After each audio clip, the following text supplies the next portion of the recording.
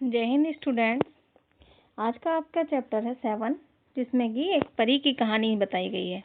आप जानते हो ना, आपको परियों की कहानी पसंद है और आपके मतलब अभी तक आपने कई सारी कहानियाँ सुनी होंगी और अलग अलग लोगों की, यानी कि राजा रानी की, परी की और बहुत से जानवरों की।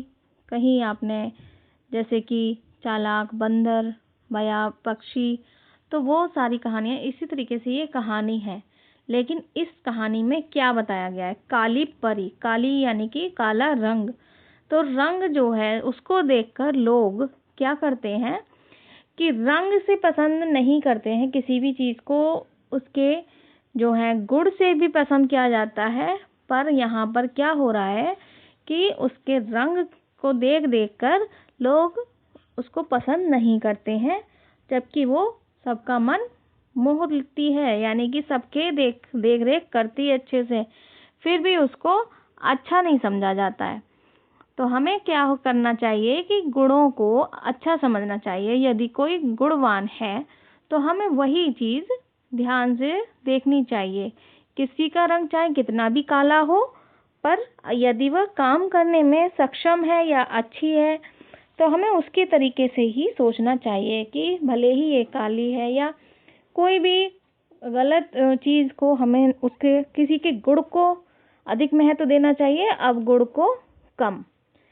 तो यहाँ एक राजकुमार की कहानी बताई जा रही है। देखिए, ये एक राजकुमार है जो कि परियों की कहानी पढ़ते रहते हैं बचपन में से ही, और इन्होंने यही ठान रखा है कि ये बड़े होकर भी क्या करेंगे, परी से शादी।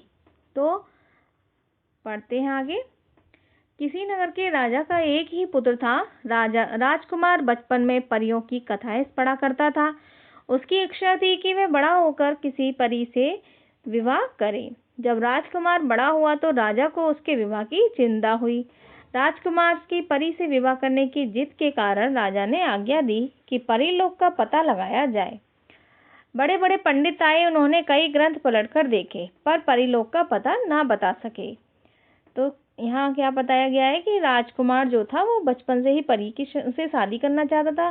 अब जो उनके पिताजी थे यानी कि राजा थे, उन्होंने भी अपने बेटे की बात को ध्यान में रखा और पंडित को बुलाकर परीलोक का पता लगाने के लिए कहा। परीलोक यानी कि जहाँ परियां रहती हों। तो लेकिन कोई भी पता नहीं लगा सका। इसी बीच राजकुमार को किसी ने बताया कि चित्रगिरी नामक पर्वत की तराई में एक सरोवर है। परीलोक से उतरकर परियां उस सरोवर में आती हैं। तो राजकुमार को किसी तरीके से पता चल गया था, क्योंकि राजकुमार बड़ा हो गया था और उसको भी ये लगता था कि ये बात सही है। तो अब क्या होता था कि उन परियों को कोई पहचान नहीं सके, इसलिए वो अपनी पहचान छुपाती थी, यानी कि वो वेश बदल कर रहती थी। यहाँ देख लिए, ये परी है और ये राजकुमार है। तो राजकुमार जहाँ जाते हैं वहाँ पर उन्हें एक परी दिख जाती है। तो परियों को पहचान ना सके इसलिए वो भेष बदल कर आती हैं। एक दिन राजकुमार घोड़े पर सवार होकर चित्रगिरी पर्वत की ओर चल पड़ा। शाम होते होते वह चित्रगिरी की तराई में पहुंच गया। वहां उसने वह सरोवर देखा। राजकुमार ने सरोवर के किनारे एक पुराने मंदिर में डेरा डाला। उसे विश्वास था कि वहां परियां अवश्य मिलेंगी। तो राजकुमार की जिद जो थी वह उसे पूरी करने के लिए चित्रगिरी पर्वत पर चल पड़ता है। लेकिन थकान हो जाती है तो वो एक मंदिर में डेरा डाला, यानी कि वो वहाँ पर रुक गया और उसे विश्वास था कि यहाँ परियां अवश्य आएंगी।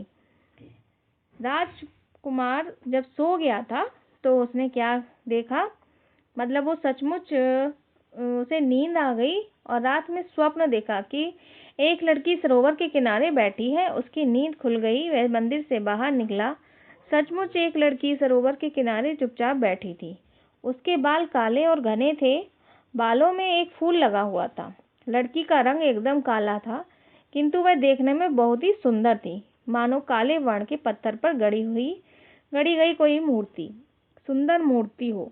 यानी कि राजकुमार जो था वो स्वप्न में देख रहा था कि सरोवर के किनारे एक लड़की बैठी है, लेकिन जब उसकी आंख खुली तो सचमुच में एक लड़की बैठी थी और वो कैसी थी? काले रंग की। वो काले रंग की ज़रूर थी, लेकिन क्या हुआ कि वो सुंदर थी बहुत देखने में।